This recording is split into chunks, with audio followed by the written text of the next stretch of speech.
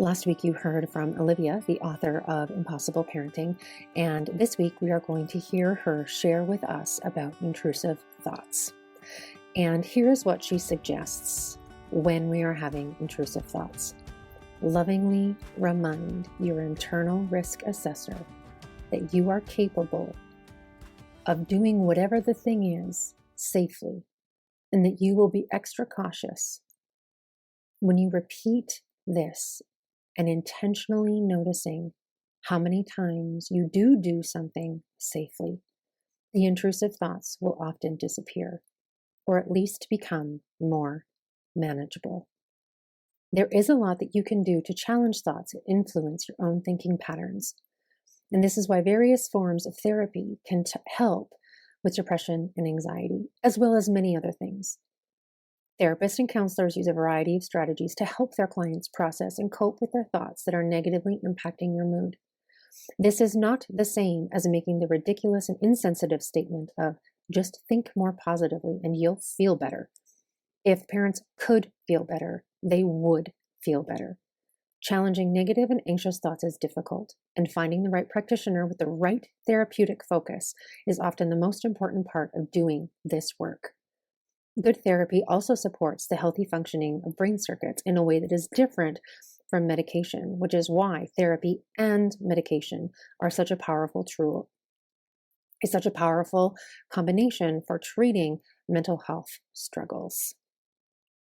If you are looking for a trained therapist in perinatal mood and anxiety disorders, or just for your mental health in general, the Canadian Perinatal Mental Health Trainings now has a directory, which Olivia also founded, where you can find the practitioners who will specialize in getting your mental health back on track and you enjoying motherhood more. Keep listening for my candid conversation with Olivia about my own intrusive thoughts, her intrusive thoughts, and what to do about them. Thank you so much for being here. Can we talk for a minute about when the intrusive thoughts or those dark, pesky thoughts kind of start entering into our consciousness and our sleep even, or, you know, those mornings when the intrusive thoughts would come in for me was like right before I would fall asleep, because I'd be rehearsing this like tragic scenario. And then right in the morning, like almost before I was almost awake, the thought would be, well, my baby's already dead, so I might as well get in the shower. Mm-hmm. It's like I might as well be showered before I have to call 911. Like that was legitimately like 5 out of 7 mornings. I wouldn't even be awake yet. Yeah. Yeah. I mean, that is very intrusive. You're like, you're coming into my dreams. You're coming into my early morning thoughts. And I had a really similar experience with my second. It was really related to sleep. And I had a lot of checking behavior to be like, you're breathing, right? Okay. Oh, wait, just let me check again. And intrusive thoughts are, I think this is the same for you, one of the biggest things that people come to get support around. And what I see often is that parents are so horrified by the thought of like, what kind of parent thinks these thoughts? Does this mean that I want this to happen? Is this my subconscious? Am I going to manifest this? Like there's such a fear response. And to clarify for those who the idea of intrusive thoughts is kind of new to, they're often these really scary, frightening, sudden thoughts that come out of nowhere. They are really common perinatally, and I'll talk about a theory about why that is in a second. And some of the more common ones, not that I want to give scary images, but they come up a lot, are things like the baby stopping breathing in sleep, falling down stairs is another really big one. Slipping in the bath is another really big one. But sometimes they are more difficult for parents to sit with in nature, that they are thoughts of like them harming their child. Sometimes they're quite gruesome. Sometimes they can be sexual in nature. And so it can be really terrifying for parents to be honest about the thoughts they're having, because they don't want people to think that is something that could be true about them, or they don't want that to be something that could be true Mm. about them to think about themselves. So even though intrusive thoughts have such a broad range, I will do a lot, and I'm sure you do too, of separating that, like, the thought is the thought. The thought does not represent who you are as a parent or what you want to happen as a parent at all. And I really like this theory. I wish I could quote where this theory came from. I think I heard it once at a conference and then immediately forgot who was theorizing about this. So if that's you and you're listening, like, please let me know. Um, but it was this idea that every time we are learning something that is new and risky, we have to retrain the part of our brain that is assessing risk to Mm. know that something feels safe. And so once that risky thing that we're doing starts to feel safe, we get to sort of put it into our procedural memory. And so the things that we do all the time that are pretty risky, like, I mean, depending on life and ability, going up and down the stairs, Right. driving a car, showering, chopping vegetables with a sharp knife, like, those things are risky.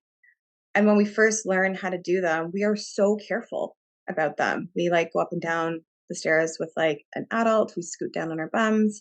We get those, like, learning knives that can't hurt us. And then over time, as we become more proficient, we get less scared and we don't think often about how risky that stuff is. But then when you have a baby, that part of us that's doing risk assessment is like, whoa, hold on. I actually, we have to keep this baby safe now too.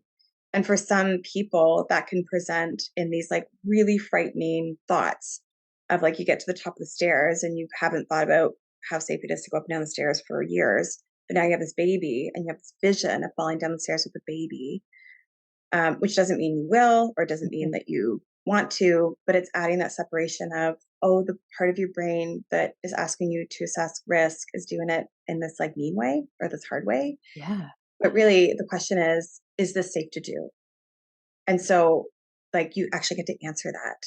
Like, yep, it's safe. Like, I'm going to, like, snuggle the baby in tight. I'm going to hold the railing. We'll go down slowly together as a way to start and repattern into the procedural memory, the things that uh, our brain is just, like, asking us about. That's the most obvious example. It can feel weirder when people are like, but I was chopping vegetables and then I had a really intrusive thought around that. Right. Um, and so, but the principle still applies, is, like, detach from the thought, not like, why did I have that thought? But just say, like, do your own risk assessment of, like, yeah, this is perfectly safe. This is perfectly safe right now. I can see how far the baby is from over here, um, to help with some of that, like, detachment and retraining. Hmm. Hmm.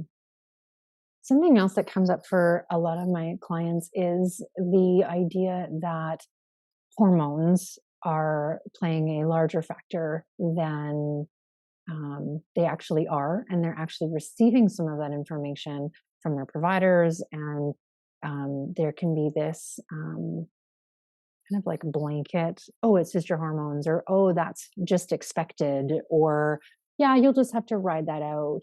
And well, once the milk comes in, once you stop breastfeeding, like there's all these like Mhm. reasons why hormones Yeah. are happening or making their mood, contributing to their mood in such a way that they feel like they don't have any control over, um, because it's just hormones. Yeah. Can you give some insight to some of that narrative?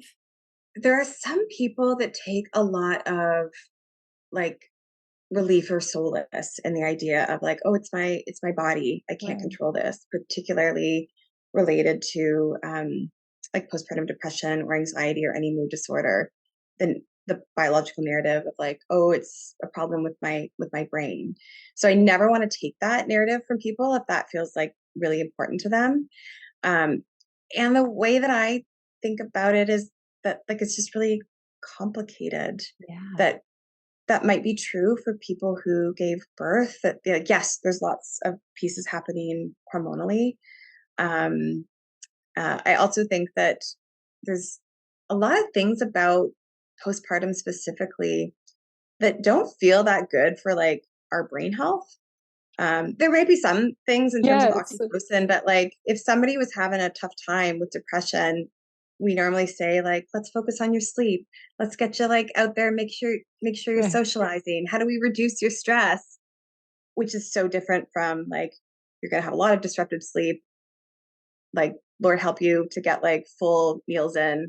You're probably going to be pretty isolated. Like it feels like so not what would feel conducive for like feeling really like happy necessarily.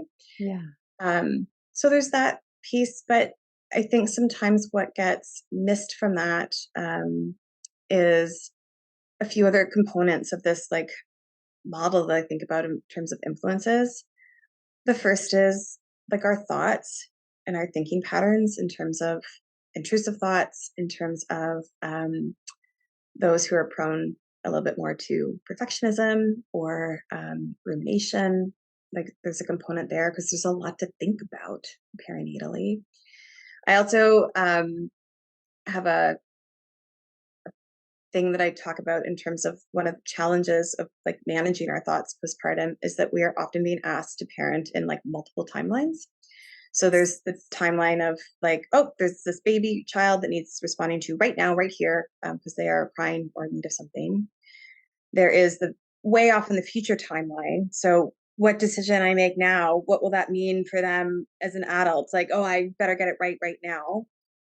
Or the thing that like often primary parents know so well, which is you were always a couple hours or a couple days ahead. So if we leave the park right now, then we can have an afternoon snack and then we'll get a nap in time. But if we don't leave in the next 20 minutes, we're going to miss the like that intense like thinking. Yes. So there's just a lot that goes on in terms of our thinking and the stress that comes with that. There's also a lot of research that links life circumstances and risk factors for people who have a hard time perinatally with their mood. I mean, this list is so long. I was doing some research years ago trying to track all of these things, and it was so long. It is so long. Yeah. It's kind of like, honestly, I liken it sometimes humorously to clients who I have an established relationship with to the length of list of COVID symptoms. Like when COVID first came out and you were like, as a new parent, as a parent, or at any stage, you're reading this list of what to watch for. One, in your kids, so that you don't send them to school or daycare sick. And two, in yourself, so that the person to person contact is also not spreading. And you're like, everything could be this. Yes, absolutely. I have also gone down a little bit of that rabbit hole of the risk factors and who would be at risk and how do we prevent it. And I've done a whole subsection of my business and my entrepreneur life is about prevention and is about education and getting in front of prenatal people. And then you give them this list. I would check every box, like every single box. Yeah. It is a long list. Yes. And I think what feels helpful is like anything that's causing you stress. Like, that is something that we may want to look at or consider versus that. Well, do you have a history of an eating disorder? Do you have like perinatal, like PMDD? Yes. Like, are you like, there's just gets so. Do you have a complicated relationship with your birth mother or a mother or a caregiver? Define complicated, define complex, define what I consider to be traumatic and what you consider to be traumatic, and my level of resilience and your level of resilience. Yes, totally. And I think what was really clarifying for people around like, life circumstance matters is what we saw during COVID when they were like, everybody stay at home and don't have any help and also work, but have all of your children home that you need to homeschool. And nobody was okay. I mean, maybe somebody was. I didn't really know a lot of people were okay. I didn't know anybody. Yeah. But like, that matters actually. That like all of those pieces really matter. And then the other piece, and as you talk about like the stuff that came up the stuff that can come up from our own childhood, is this really important part around what I think is like developing a positive parenting identity. both internally. I can do this. I don't need to be perfect at this. I don't need to get it right all the time. I don't need to know everything, but like I'm doing a good job. I feel good about how I'm showing up as a parent, but then also being witnessed as a good parent. Mm. And so not needing to constantly be demonstrating like, this is how good I am at parenting. Whereas if somebody was like involved with child protection services, they're like demonstrating, modeling all the time, like they're Yes. good parenting. So having other people witness and acknowledge you are doing a good job, like you got this. And there's a lot of different theories around positive parental identity development and how we do that. But that feels like such an important piece. And a lot of our own childhood stuff can come up in that if we are like, I don't have a map that I love. Yeah. And so I feel really lost figuring out how to do this and how to feel good about doing this. I just know what I don't want to replicate. And all of that feels really connected to the culture with which we are trying to parent in, because we're going to get a lot of messages around what it means to be a good parent.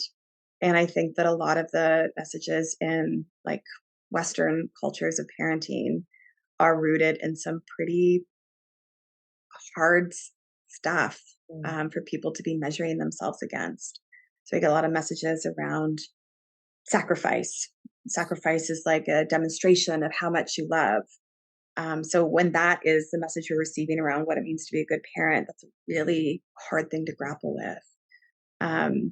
It's a really scary time, I think, to be parenting because we are bombarded with a lot of like fear messages. There's this sense that like things are really dangerous all the time.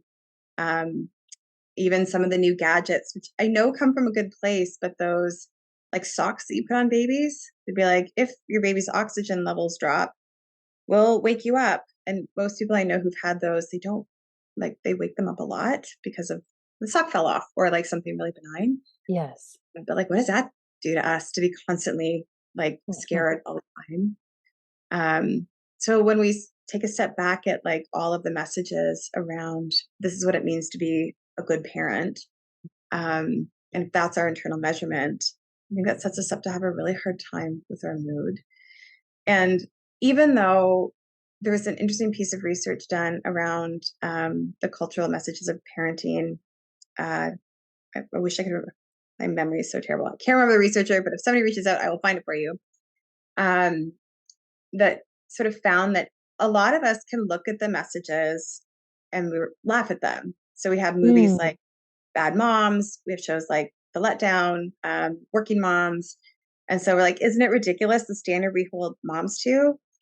So we know that, but there's a internal split because what she also found is that we are simultaneously working harder than ever to try and meet those standards. And I often liken that to a lot of stuff that shows up for us around like our bodies, that I cognitively have the most impressive like body politic of like my body's okay and it's okay at every size and I can like be like work with my health at any size. So I believe all those things on one level, but when I'm like bathing suit shopping, the narrative that comes out around how I feel about my body is really different. And so we have to live with a lot of those parts that come up around us of like, I cognitively know this. I also want to cry as I put this bathing suit on. Right. And like I cognitively know that I can't be perfect in every parenting moment. And I know as a seasoned parent, if you would have told me this like in day 6 of postpartum, I probably would have cried. But I know this now that I cannot be perfect in every moment. I'm going to lose my shit. Things are going to unravel. I am going to lose my temper at some point. I'm going to be irritable and annoyed, and they're going to know it. Right. And that's like one of the hardest parts is that they're actually going to know it. They're going to know that I'm irritated with them. Yes. And I can know that. I can know that in this moment talking to you. And yet when it's happening, the words are coming out and the face is doing the thing. I'm already rehearsing for later in life when I'm having to apologize, validate, rectify, like, oh, I did that. Oh, I imparted that on you. Or something else that can happen in this, as you call the impossible parenting standards, is also holding our partner Mm-hmm. to that standard as well. Because my partner and I have talked about this a lot. In fact, we talked about it this morning, that it's different when you're in it, when it's your feeling, your annoyance, your rage, you feel it needs to come out, right? All feelings are going to find their way out.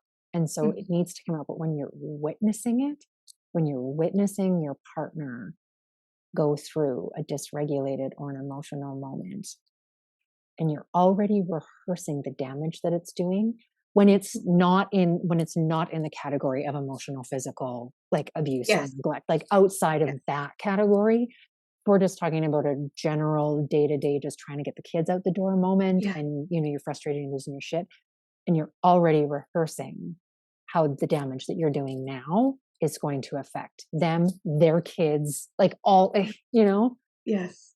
And how, like, only I can do that.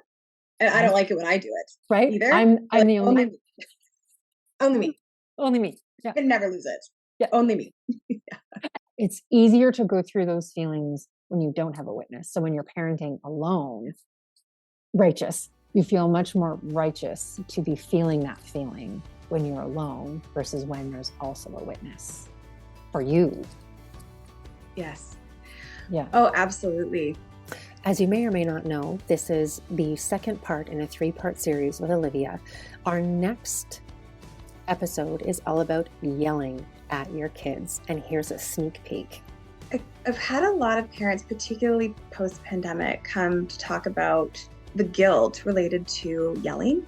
Particularly moms are feeling the goal is I'm never going to get mad and dysregulate. And so like if that is the goal, then